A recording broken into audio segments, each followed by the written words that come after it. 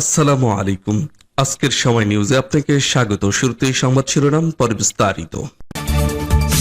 দর্শক জানিয়ে দিব আজকের আন্তর্জাতিক দুর্দান্ত সংবাদ। শুরুতে থাকবে সংবাদ শিরোনাম, পরে বিস্তারিত। কিয়েভে ফের রুশ হামলা, নিহত অন্তত 20 জন। তারপর জানিয়ে দিব খামেনির শেষ বিদায়ের জন্য প্রস্তুত ইরাক। এখন জানিয়ে দিব খামেনির জানাজায় যোগ দিতে ইরাক যাচ্ছেন মাসুদ পেজেশকিয়ান। এবং সর্বশেষ জানিয়ে দিব নেতানিয়াহুর উপর নিষেধাজ্ঞার চেয়ে যুক্তরাজ্য সরকারের কাছে ৭১ আইন প্রণেতার চিঠি। দর্শক, এতক্ষণ শুনছিলেন আন্তর্জাতিক সংবাদ শিরোনাম, এখন শুনবেন বিস্তারিত জানার আগে আপনি যদি আমাদের চ্যানেলে নতুন এসে থাকেন তাহলে অবশ্যই চ্যানেলটিকে সাবস্ক্রাইব করবেন। আর ভিডিওটি আপনি কোন জেলা থেকে দেখছেন এবং শুনছেন অবশ্যই কমেন্ট বক্সে লিখে যাবেন। এখন বিস্তারিত। কিয়েভে ফের রুশ হামলায় অন্তত নিহত 20 জন। এক সপ্তাহের কম সময়ের ব্যবধানে ইউক্রেনে দ্বিতীয়বারের মতো ব্যাপক ক্ষেপণাস্ত্র ও ড্রোন হামলা চালিয়েছে রাশিয়া। এতে রাজধানীর কিয়েভে 14 জন সহ অন্তত 20 জন নিহত হয়েছেন। হামলায় 1 ডজনের বেশি আবাসিক ভবন ক্ষতিগ্রস্ত হয়েছে। সোমবার 6 জুলাই স্থানীয় সময় ভোরে চালানো এই হামলায় অন্তত 46 জন আহত হয়েছেন বলে জানিয়েছেন কিয়েভের সামরিক প্রশাসনের প্রধান তৈমুর তাকাচেকো। খবর আল জাজিরার। কর্তৃপক্ষ জানিয়েছেন কিয়েভের পাশাপাশি জেলাগুলোতেও আরও 6 জন নিহত এবং অন্তত 10 জন আহত হয়েছেন।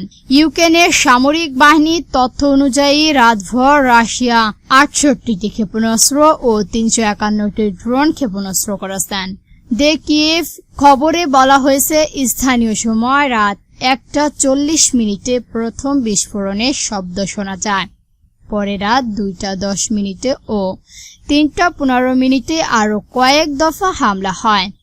বিমান হামলার সতর্ক সংকেত বেজে ওঠার পর দেশের বিভিন্ন এলাকায় হাজারো মানুষ ভূগন্তির আশ্রয় কেন্দ্রে আশ্রয় নেয়।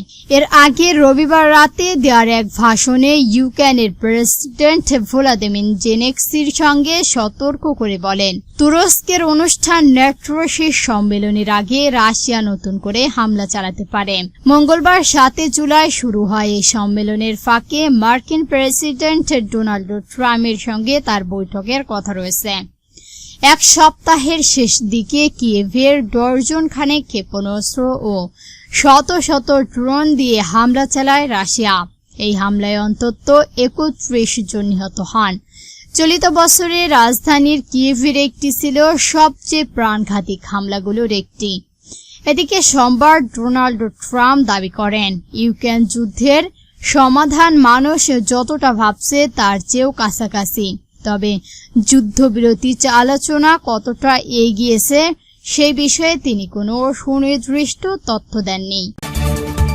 খামেনির শেষ বিদায়ের জন্য প্রস্তুতি নিচ্ছেন ইরাক। ইরানের সর্বোচ্চ নেতা আয়াতুল্লাহ খামেনির জানাজার ও শোকযাত্রার জন্য ইরাকের সব ধরনের প্রস্তুতি সম্পূর্ণ হয়েছে বলে জানিয়েছেন আয়োজক তদারকারী উচ্চ পর্যায়ের কমিটি। সোমবার কমিটির মুখপাত্র সাদমান জানান, মঙ্গলবার 7 জুলাই নাজাফ আন্তর্জাতিক বিমানবন্দরে এক অনুষ্ঠানের মাধ্যমে ইরাকি কর্মকর্তারা এবং ইরানের একটি উচ্চ পর্যায়ের প্রতিনিধি দল আয়াতুল্লাহ খামেনির মরদেহ গ্রহণ করেন। তিনি বলেন, বুধবার 8 জুলাই স্থানীয় সময় বিকাল 4টা কারবালা জনসাধারণ অংশগ্রহণে জানাজা ও শোকযাত্রা শুরু হয়।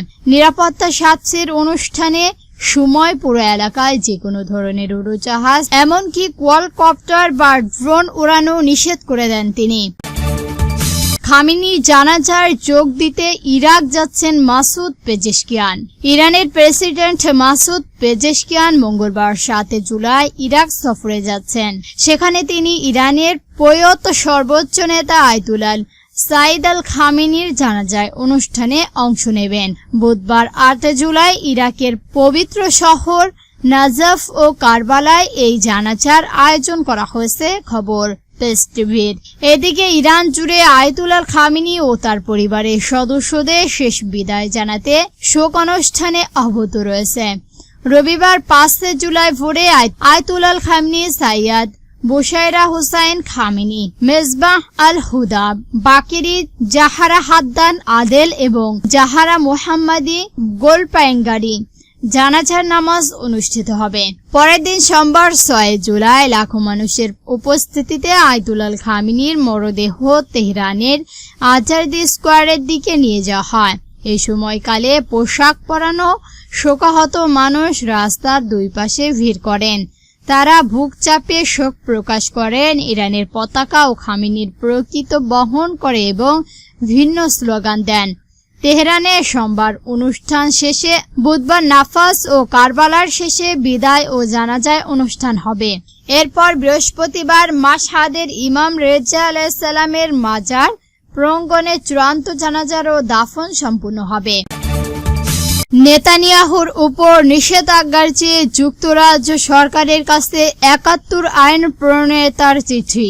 ফিলিস্তিনি বেসামরিক নাগরিকদের বিরুদ্ধে মানবাধিকার লঙ্ঘনের অভিযোগে ইসরায়েলের প্রধানমন্ত্রী বেনিয়ামিন নেতানিয়াহু ও বিচারমন্ত্রী ইয়ারিফ লেভিনের উপর নিষেধাজ্ঞা আরোপের আহ্বান জানিয়েছেন যুক্তরাষ্ট্র ৭১ জন সদস্য। এর দাবিতে তারা গত সপ্তাহে যুক্তরাজ্যের পররাষ্ট্র সচিব ইএফ কুপারের কাছে চিঠি পাঠিয়েছেন। লেবানন পার্টির এমপি লিন ডানকান ডরজনের নেতৃত্বে পাঠানো ওই চিঠিতে লেবানন পার্টি ৩০ জন এমপি ও ৭ জন পিয়ার শহর সহ ভিন্ন রাজনৈতিক দলের আইন প্রণয়নের কাছে সংঘটিত নির্যাতনের চূড়ান্ত দায় নেতানিয়াহু সরকারের বহন করতে হবে বলে জানিয়েছেন তিনি।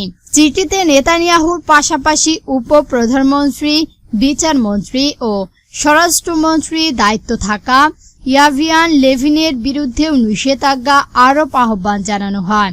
আইন প্রণেতার ভাষ্যে ইসরায়েলের দায়মুক্তির স্বীকৃতি বন্ধে আরও কঠোর পদক্ষেপ নেওয়া প্রয়োজন। তারা উল্লেখ করেন, গত বছর কর্টল ডানপন্থী দুই মন্ত্রী ইতামার বেন গাভির ও বেজারেল স্টের উপর নিষেধাজ্ঞা দেওয়া হলেও তা ফিলিস্তিনি বন্দীদের প্রতি ইসরায়েলের নীতিতে উল্লেখযোগ্য পরিবর্তন আনতে পারেনি, বরং এরপর নির্যাতনের মাত্রা আরও বাড়ছে বলে দাবি করা হয়। চিঠিতে গত ফেব্রুয়ারিতে প্রকাশিত জাতিসংঘের একটি প্রতিবেদনে উল্লেখ করা হয়েছে। সেখানে বলা হয়, হেফাজতে নির্যাতন, জোরপূর্বক বাস্তুচ্যুত জীবন ধারণের উপায় ধ্বংস এবং ধারাবাহিকতা সহিংসতার মাধ্যমে ফিলিস্তিনি নারী, পুরুষ ও শিশুদের দমকে একটি সুরক্ষা গঠন প্রতিক্রিয়া চালানো হচ্ছে। দর্শক, আজকে সংবাদ ছিল পর্যন্তই। ভিডিওটি ভালো লাগলে অবশ্যই একটি লাইক দিবেন আর এরকম নতুন নতুন নিউজ পেতে আমাদের চ্যানেলটিকে সাবস্ক্রাইব করে আমাদের সঙ্গে থাকবেন। ভিডিওটি সম্পূর্ণ দেখার জন্য ধন্যবাদ।